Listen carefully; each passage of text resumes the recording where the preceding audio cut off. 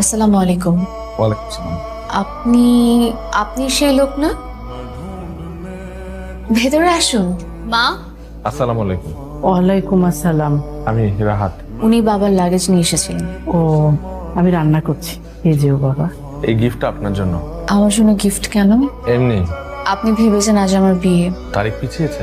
ওনারা জানিয়েছে এখন আর হচ্ছে না। তো এখন কি প্ল্যান আপনাদের? এখন একটা চাকরি খুঁজবো। অর্ধেক ডিম কেন? আমি অর্ধেক ডিম খাই না। ডিম আছে তো, রাতে খাবি। তুমি এই ডিমটা খাও। না থাক।